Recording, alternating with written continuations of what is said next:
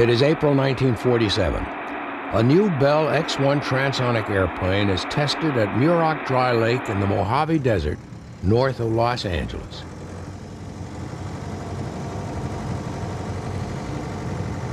Attached to a Boeing B-29 bomber, the X-1 is carried to 25,000 feet. When the B-29 drops it, the X-1 will glide back to the lakebed without firing its rocket engine. The airplane has been designed to do something never before achieved. Within 7 months, it will fly faster than the speed of sound.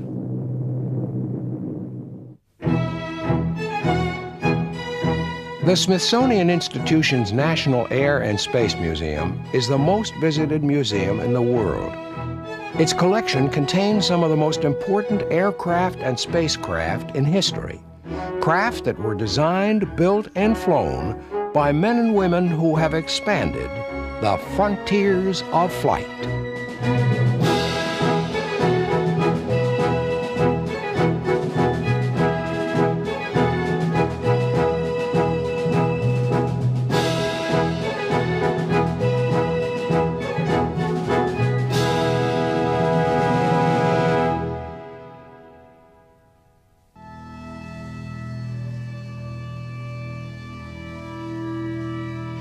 This is one of 3 X-1 airplanes built by the Bell Aircraft Corporation to study the problems of flight at transonic and supersonic speeds. Of the 3, this is the best known because on October 14, 1947, Captain Charles "Chuck" Yeager, a test pilot with the United States Air Force, flew it faster than the speed of sound. The flight demolished the myth of a sound barrier and opened the way for supersonic flight. This is the story of the Bell X-1 and the long and difficult quest to fly faster than the speed of sound.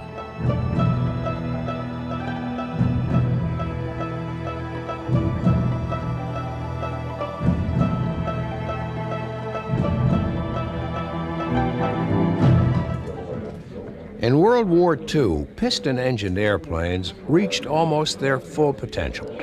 As they moved closer to the speed of sound, the efficiency of propellers dropped off.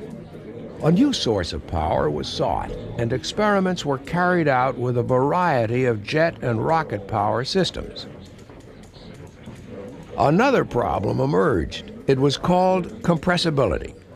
Approaching the speed of sound, air molecules compress and form what at the time appeared to be a wall in front of an airplane. In March 1945, the Bell Aircraft Corporation was awarded a contract to develop 3 airplanes to research this problem. They would need to withstand great stresses. Military fighters are designed to 9G. This airplane, all commercial airplanes, are designed to 4G, structural integrity. So the decision was made to double it for the X-1 and build it to 18G.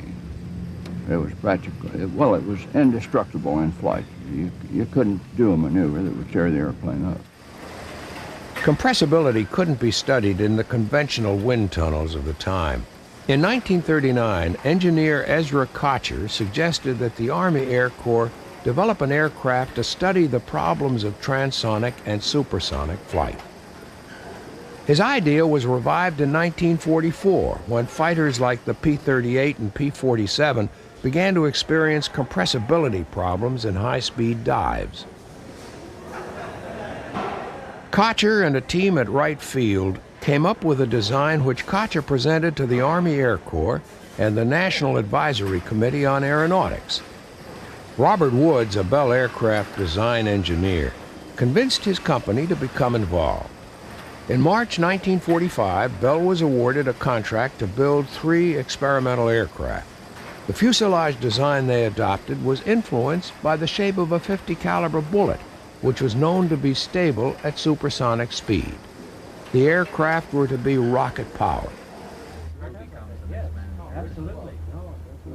In the late 1930s, rocket engineer James Wild developed a small and highly efficient rocket motor using liquid propellants.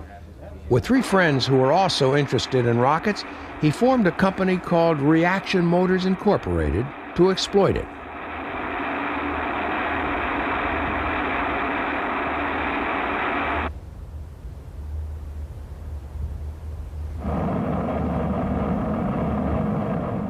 Early in World War II, the United States Navy began experiments at Annapolis, Maryland, using rockets to assist the takeoff of heavily loaded Catalina flying boats.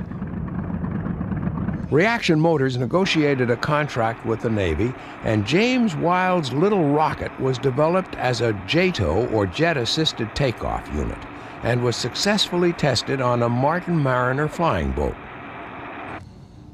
Like NACA and the Army Air Force, the Navy was interested in building an airplane that could exceed the speed of sound. It began work on a project called the D-558 and needed a rocket engine.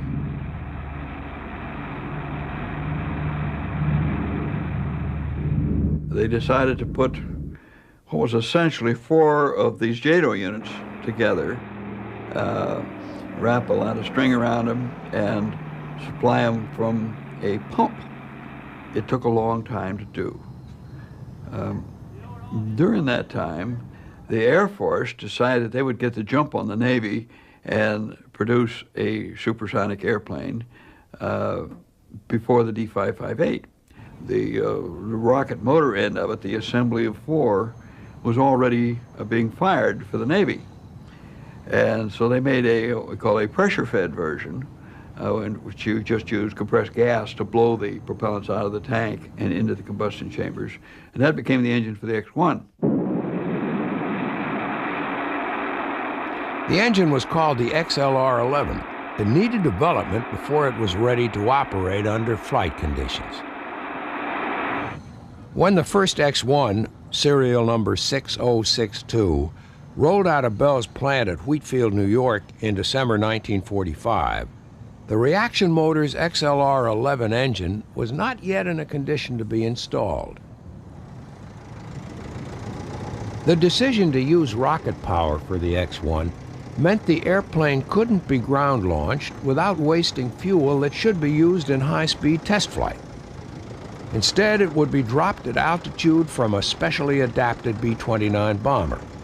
A loading pit was designed so that the B-29 could be towed into position over the X-1. The X-1 was then attached to the B-29's bomb shackles and hoisted up under the fuselage, ready for launching at altitude. The first X-1 was taken to Pine Castle Air Force Base in Florida for a series of glide tests. Because the XLR-11 rocket engine wasn't ready, ballast was fitted into the X-1 to compensate.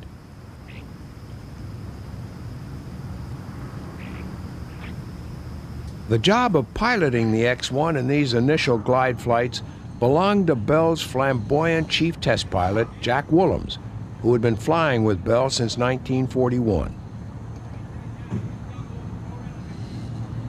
Delays with the delivery of the XLR-11 engine caused political pressure to mount.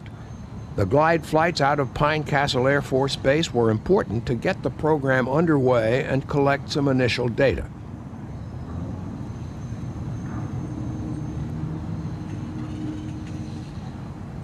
On January 19, 1946, the X-1 number 1 was ready for its first glide test. The B-29 took off from Pine Castle Air Force Base with the X-1 shackled to its belly.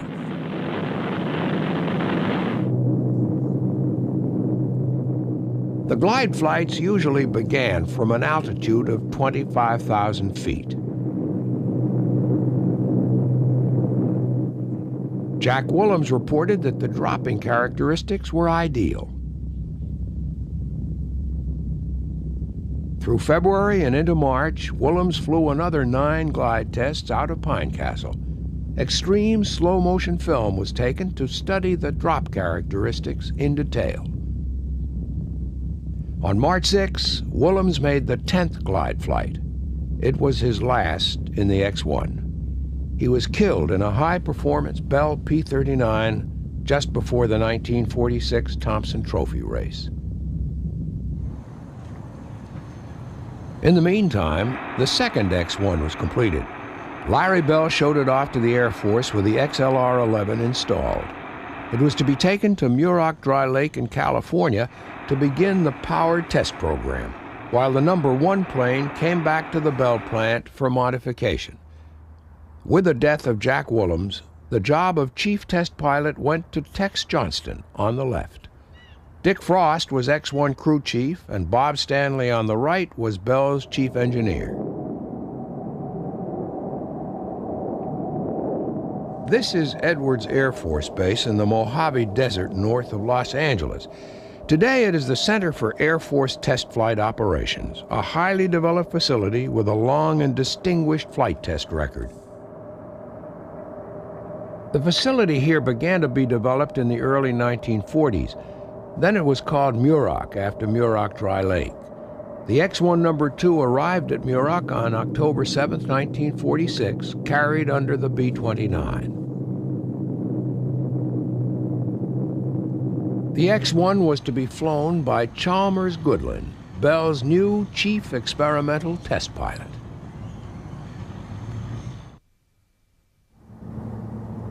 This is the X-1 loading pit at the South Base at Edwards as it looks today.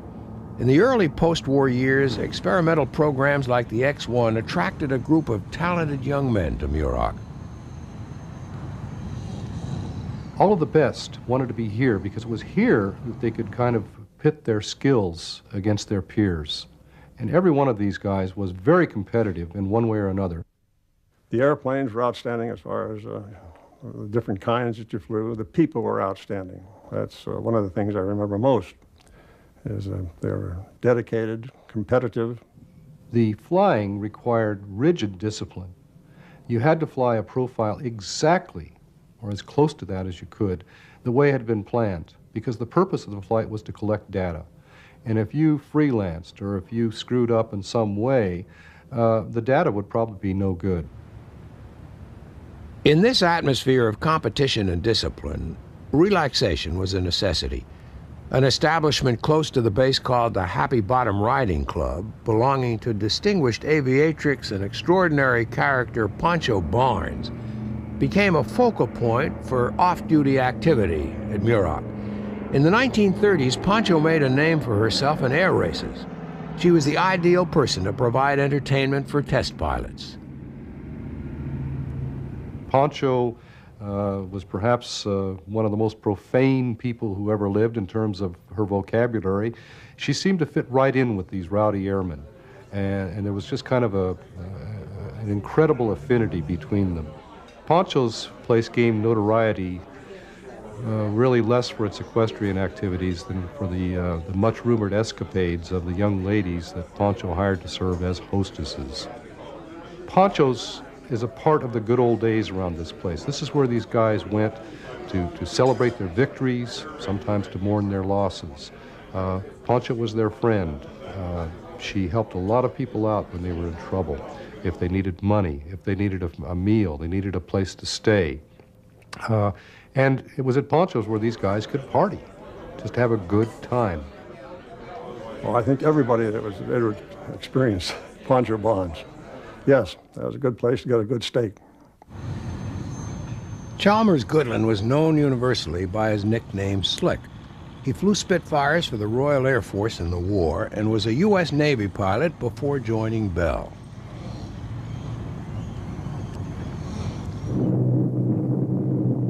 Before the program of powered flights began, Goodland had a series of glide flights to become familiar with the handling characteristics of the X-1. The B-29 carrying the X-1 would climb to 25,000 feet.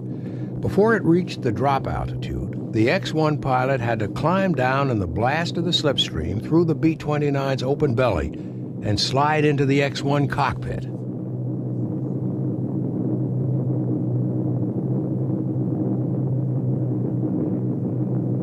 Once the pilot was comfortably seated, a B-29 crew member placed the X-1's cockpit door in position. The X-1 pilot then locked it from the inside.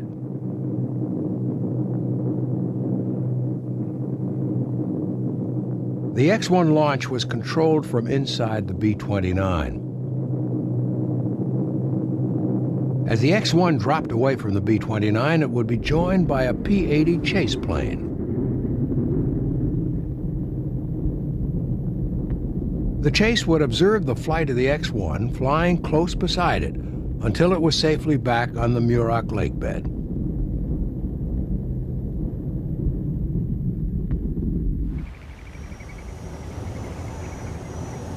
While Slick Goodland completed 4 glide flights in the number 2 plane at Muroc, X-1 number 1 was back at the Bell plant having a thinner wing fitted.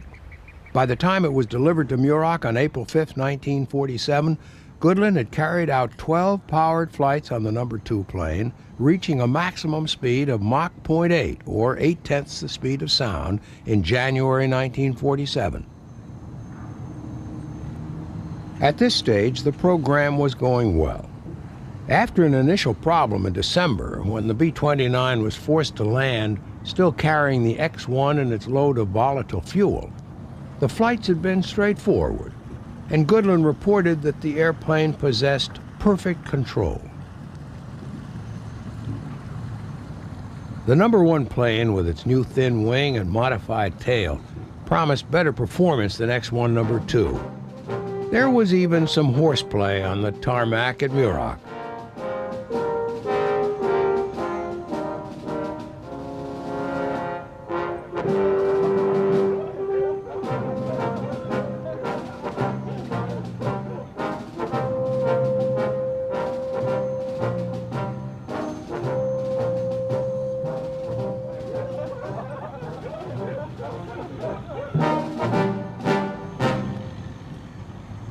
The reaction motor's XLR-11 rocket engine was fueled with liquid oxygen and a water-alcohol mixture. Fuel was fed into the combustion chamber by pressure from nitrogen gas, which also provided cockpit pressurization for high-altitude flight. Although the clean lines of the X-1's fuselage made it look simple, under the skin it was a highly complex machine with the pressurized cockpit, the rocket engine, 2 propellant tanks, 12 nitrogen spheres, 3 pressure regulators, and more than 500 pounds of flight test instrumentation.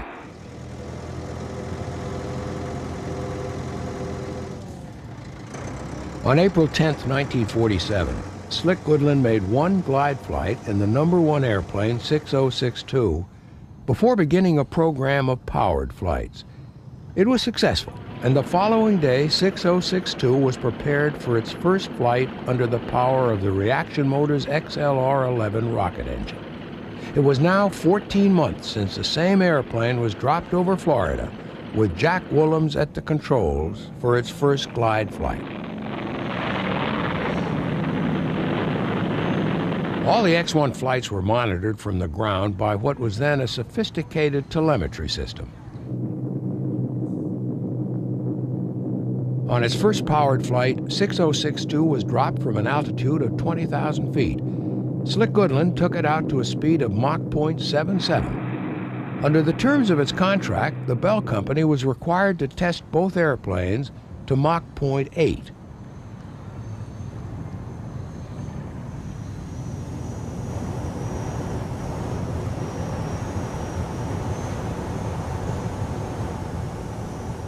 In the month from late April, Goodland made 6 more powered flights, but the speed he reached on the first flight wasn't improved on. There was talk of demands for large amounts of bonus money for flying the X-1 at higher speeds. Flight test reports from Slick Goodland indicated no problem with the airplane, but the program didn't appear to be progressing. Tex Johnston was back at the Bell headquarters in Buffalo. He heard some disturbing news. The military wasn't real happy with the data that we're getting, and so I was chief pilot then, of course, at that point for Bell Aircraft, and so I went to Muroc and flew the airplane. Although he hadn't flown the X-1, Tex Johnston knew it well in theory, having been involved in consultation on the cockpit layout. On April 22, 1947, He climbed into the X-1 and prepared for launch. I was flying at .72, 7,200's the speed of sound at that, which was fast in those days. But and the airplane was just gorgeous. You could wrap it up and fly it. But the only problem was the trim, and the trim was too sensitive. You just barely touch it, and it would over trim. Either way, it was unusable at really high speed. So you only have a few minutes of fuel, you know, and so by that time I'm out of fuel, and so I came in and landed and grounded the airplane for modification of the trim system and relocation of the control to the switch so you could run it with your thumb. At the time, Captain Charles Yeager was a young fighter pilot not long out of test pilot training. There was a hassle, not between Bell and the Air Force, but between the Bell test pilot and the Bell company on contract and bonus money and how it was to be paid. And the Air Force, since they were footing the whole bill, sat back and sort of watched this thing, you know, being drawn out. And then they noticed also being delayed, and we wanted to get on with the program. Although Bell was a manufacturing contractor, the X-1 program was controlled by the National Advisory Committee on Aeronautics, NACA, and the Army Air Force. I think at that time, NACA did not want the military to get involved in research flying. You know, the military's job is to fight wars. Well, the Air Force, when they saw this marvelous opportunity to latch onto the X-1, it opened up the whole future to us in research flying. And I think Colonel Boyd saw that. Colonel Al Boyd was chief of flight testing. He was an old-fashioned soldier. He imposed rigid discipline. He was a very strict disciplinarian, and nobody, believe me, nobody tried to lock horns with Al Boyd. Boyd was a fine administrator and an accomplished pilot. He was well equipped to select the Army Air Force test pilot for the X-1. This is the Edwards Air Force Base control tower today. It's the hub of flight operations on a base that has seen 50 years of advanced flight testing. In 1947, Colonel Al Boyd made a decision that had great influence on shaping the evolution of the Air Force Test Flight Center.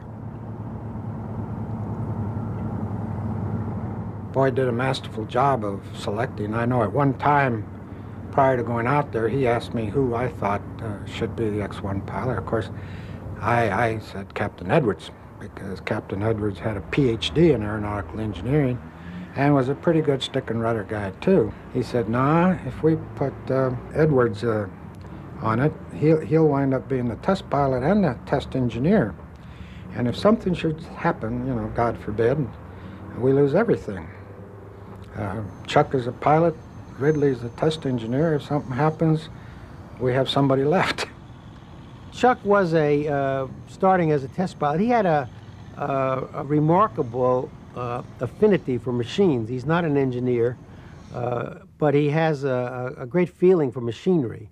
And in those days, you didn't have the telemetry and all the stuff you have now to record flights, so a lot of it depended on what the pilot could tell him when he landed.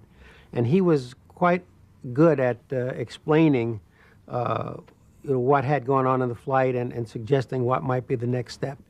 But when it got into some of the explanations as to why things were happening, then I'd have to consult Jack Ridley, because Jack had the ability to speak my language.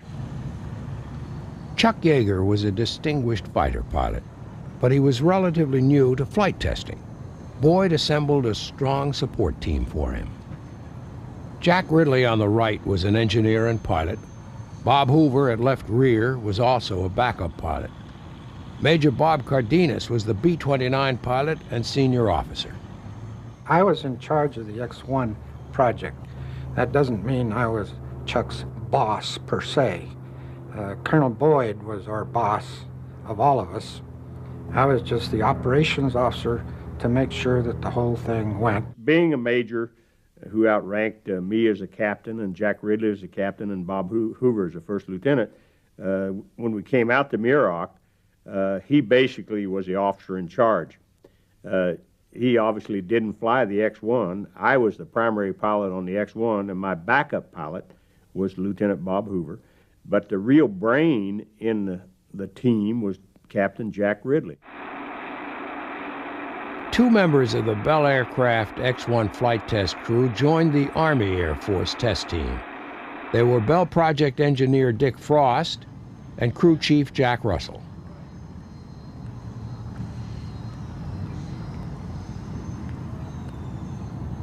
Yeager, Ridley, and Hoover were sent to Bell's facility at Buffalo to familiarize themselves with the X-1. But there was really only one person who had a body of experience flying the airplane. Yeager approached Slick Goodland for a test pilot's insight. We had no one to talk to, and like I had a meeting with Slick Goodland and said, you know, what kind of technique you use for landing, what kind of speed you use for landing, and some of the pilot, talk. He was so ticked off that the Air Force had taken the program away from him. He said, well, if the Air Force wants to enter into a contract with me to check you out in the airplane, it'll cost a few $1,000. And as I recall, I looked at it and I said, I figure if you can fly it, I can fly it, and that was the end of that. On August 6, 1947, Chuck Yeager was dropped in the X-1 for the first time. It was a glide flight.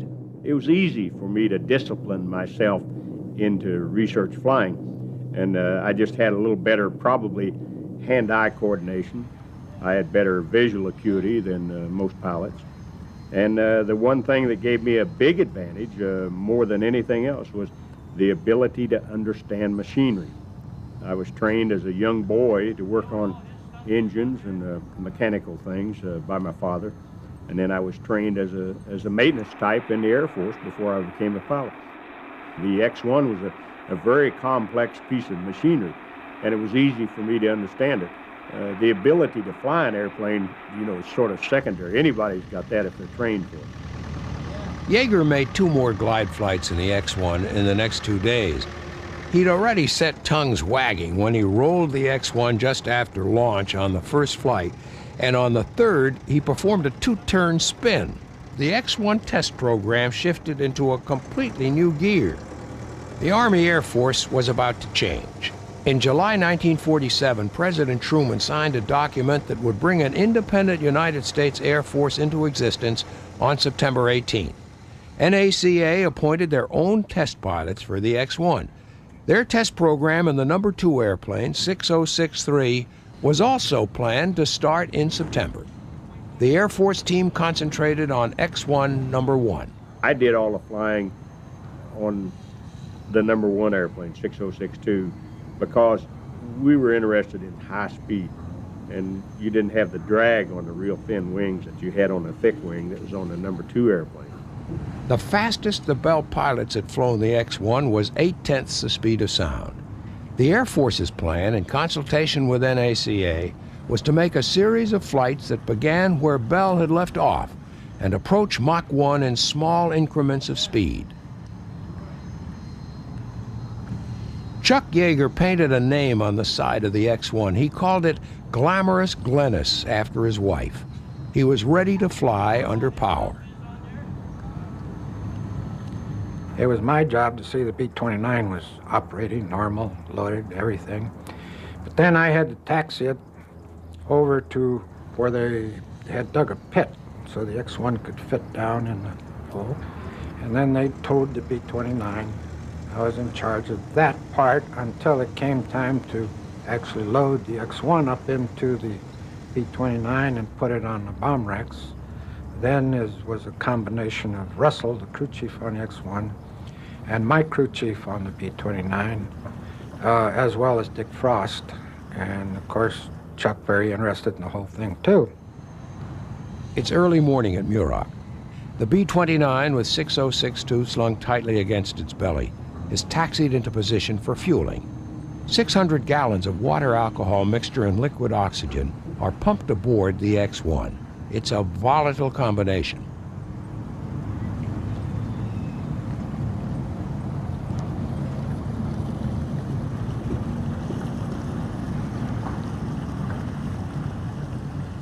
The P-80 chase planes are prepared for flight. Their role is critical to mission safety.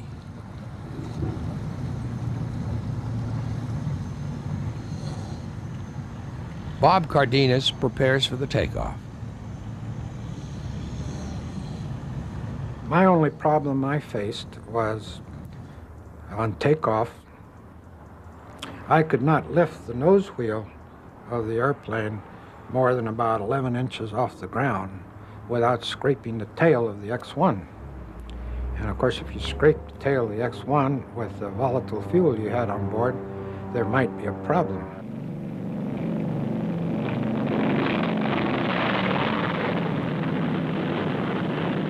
The process of dropping the X-1 was not always straightforward. When you use a plain B-5 bomb shackle, you know, it's designed for 2,000-pound bomb and hang some 14,000 pounds on it, and you have to have a safety system where you have a pin in it to keep from releasing inadvertently. And the human element, sometimes, a couple of times, we released the X-1, pulled the release handle without pulling the safety pin out, and that bound it up. And all in all, it was an amusing thing every once in a while when you're sitting in there, sitting in the X-1. So it's, what in the Christ is going on up there, you know? If the X-1 wouldn't release, its fuel had to be jettisoned.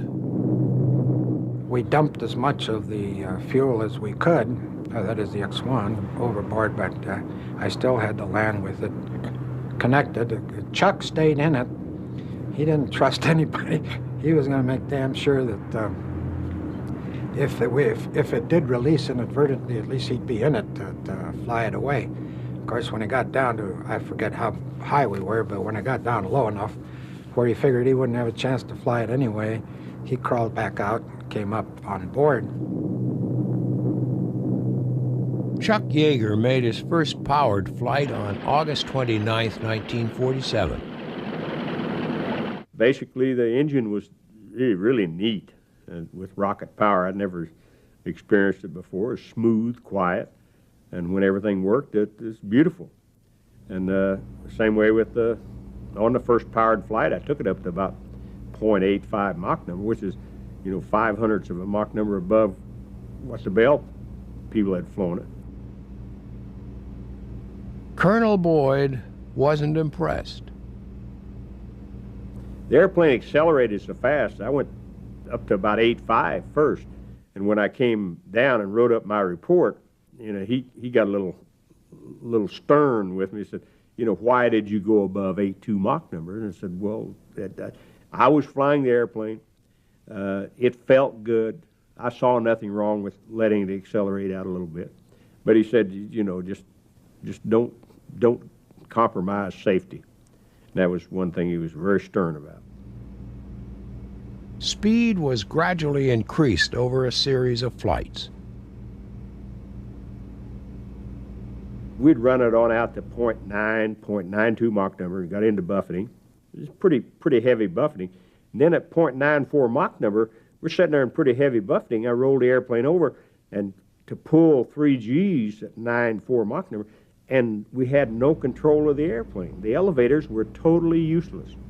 And what we did then, we just rolled it out and turned off the rockets and came down and said, man, we got a real problem, because it had been predicted that the X-1 would either pitch up or down in the region of the speed of sound, and then we couldn't control it. If we couldn't control it in that region, we were in trouble.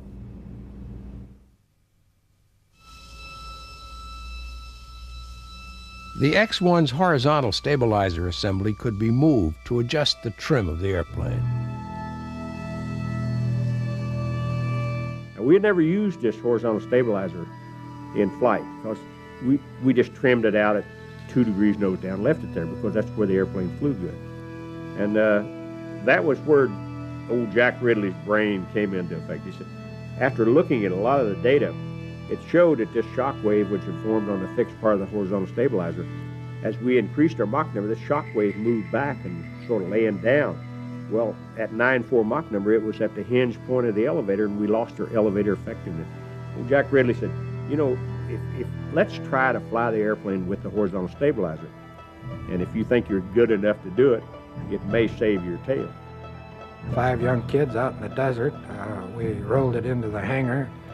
Jackie went down to Lancaster and got a worm gear, and we fixed the elevator neutral, modified the tail a little bit so that Chuck could actually work the whole tail, which later became known as the flying tail. Then we went up and tried to fly the airplane with the horizontal stabilizer, and that when we found out that we could, that solved all of our problems. It was a tremendously important breakthrough, one that had a swift and profound effect on the design of high-performance aircraft, first in the United States and later around the world.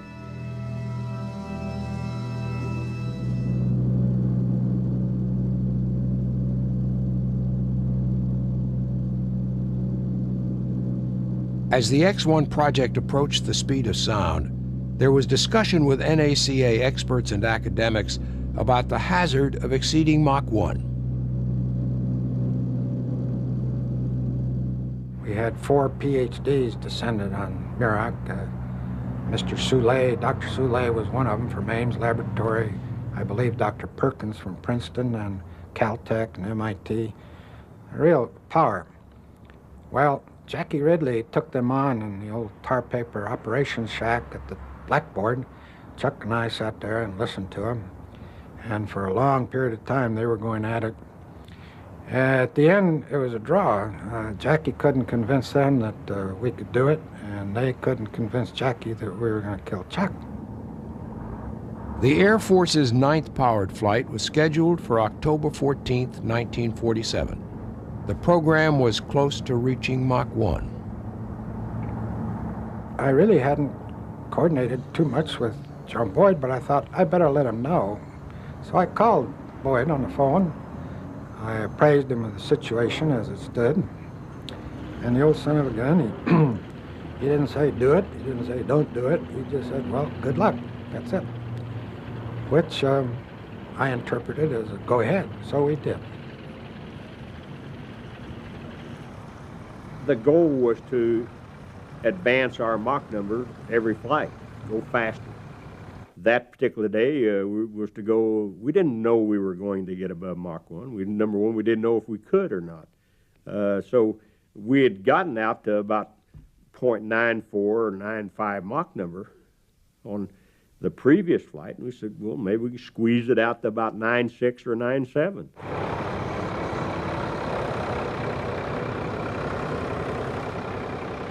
Early in the morning of October 14th, the X-1 was loaded aboard the B-29 and fueled. Electronic equipment for monitoring the flight was checked.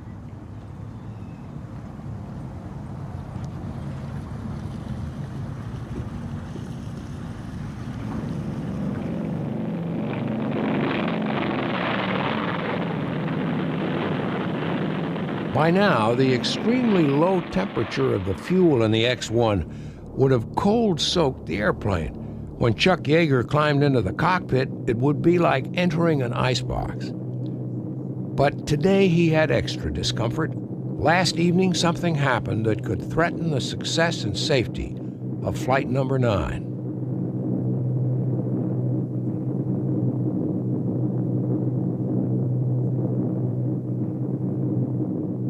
As Yeager maneuvered his way down toward the cockpit of the X-1, he was in pain. The pain intensified as he bent to go through the cockpit door.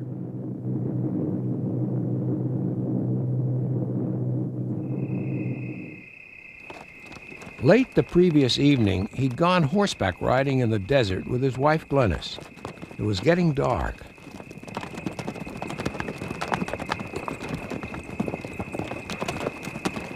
We'd gone out this gate. We were coming back, and I was in the lead running. and somebody had closed the gate, and it's dark, and the first thing, by the time you see the gates closed, you're almost on it, and it kind of peeled the horse around. He, as I say, he couldn't pull more than about 3 Gs, but the horse hit the fence and flipped off, and it threw me through the air, and I had landed on my right side and busted a couple of ribs, and it hurt, yes.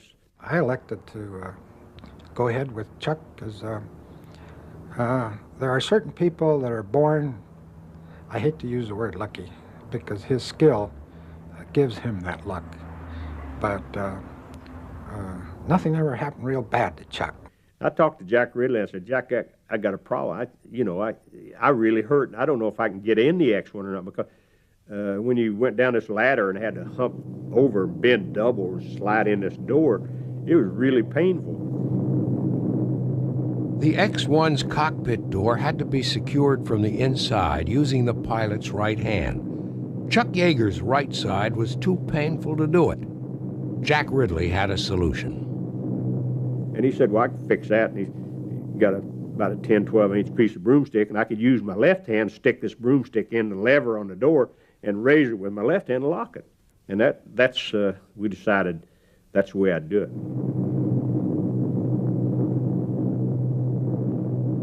Yeager eased his way into the cockpit.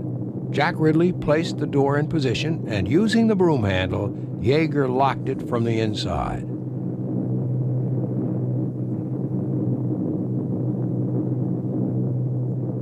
Yeager went through the pre-flight check procedures and waited for the B-29 to reach drop altitude.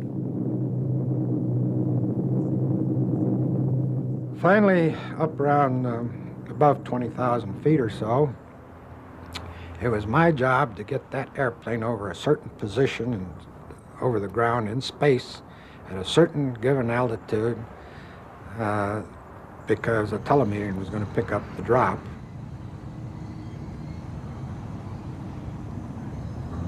I had a problem in that if I went too fast, that B-29 used to start shaking and shuddering so much. I wasn't afraid of it, but I was afraid maybe that's what might have caused the bomb rack to lock up that one time. At 45,000 feet, the X-1 was dropped. Of course, the B-29 would jerk up because of the loss of weight sudden, like a bomb release, you might say. Seconds later, I could expect to see a P-80 buzz right up underneath my nose, straight up, and that was Bob Hoover, the chase pilot, because he took great delight in letting me know he was there. I could control my acceleration rate by angle of climb. If I wanted to go rather slow, I could steepen it up and just barely accelerate, or drop the nose and pick up speed fast. And I was sitting there at about 955, 96 indicated, just getting ready to say, and the Mach meter jumped off the scale. When it did, all the buffeting stopped because then it's supersonic flow over the whole airplane. And it came as a complete surprise. And the old nose started dropping on the airplane, so I rolled in a little leading edge down on the horizontal stabilizer to keep the nose up. And I said, Jesus, yeah, it's a piece of cake. Yeah. And we held it out there for about 20 seconds. And then I turned off the 3 chambers and decelerated back through, and I got the Mach meter jumped back to 9.6. And that's what happened. As the shock wave passed over the pitot head, then we got true Mach number indicated then, and we were made, it went supersonic. We made the sonic boom. The shock wave was formed on the airplane. Chuck, of course, landed out on a dry lake bed. And when you consider what he did, the phenomenal feat that he did, there were no bands to meet him, no media, no television, of course, nothing. He was just out. We had to send a Jeep out there to tow the plane in, and he rode back on the wing of the X-1.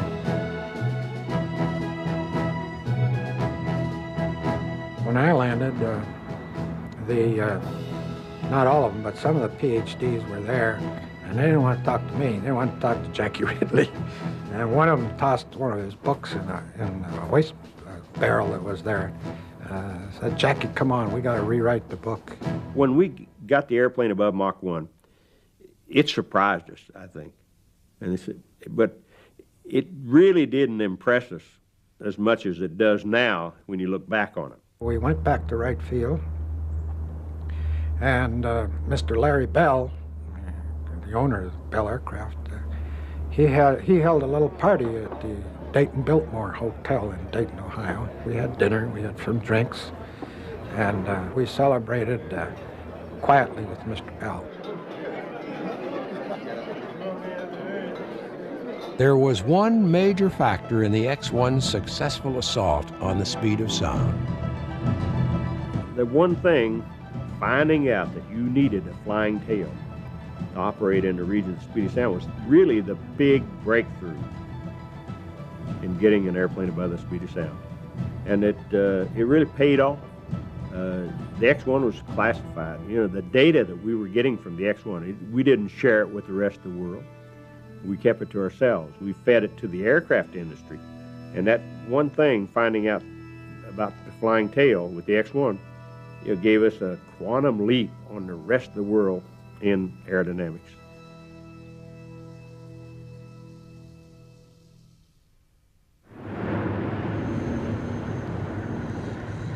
The Douglas D-5582 was part of the U.S. Navy's transonic and supersonic research program. The program began in 1945 and developed at the same time as the X-1. The D-5582's predecessor was a straight-wing jet-powered airplane that could fly close to the speed of sound after ground takeoff. The D-5582 had swept wings, it had rocket power, and it was designed to fly well in excess of Mach 1, also taking off from the ground. On January 5, 1949, the X-1 crew prepared for their own ground takeoff. The X-1 couldn't get off the ground with a full load of fuel. The gear wasn't designed to take that weight. So we only put roughly 60% of the capacity of the fuel in it, liquid oxygen and water alcohol. And we drug the airplane down on the lake bed. And there was a degree of rivalry in the decision to make this flight. The Navy supporters of the D-5581 and 2 suggested that dropping an airplane from 45,000 feet to exceed the speed of sound was cheating. Such a view could not be allowed to go unchallenged. In the true spirit of the intense competition of test flying, the X-1 crew was showing that their airplane was capable of anything the Navy could do. But there were risks. The X-1's landing gear was subject to failure. The stresses of a ground takeoff, even with only 60% of the fuel capacity, would be great. Fired off 2 chambers together and then 2 more together, and that airplane broke ground about 1,600 feet and flipped the gear and flaps up, and it was accelerating so fast that it busted the push-pull rod on the flaps and popped them right up. The airplane kind of sunk a little bit. I held it up. And then I just pulled the airplane up into an Immelman, and 100 seconds was all the fuel that we had from ignition to burnout. And then at 100 seconds, I did an Immelman, rolled out at 23,000 feet at supersonic speed, ran out of fuel, came down and landed, and the whole flight lasted about 4 minutes.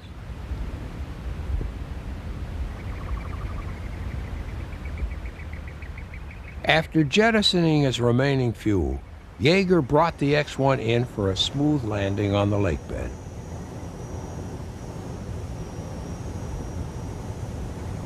This flight in January 1949 came to have long-term historical significance. It remains the only ground launch of a manned rocket-propelled aircraft with the X designation.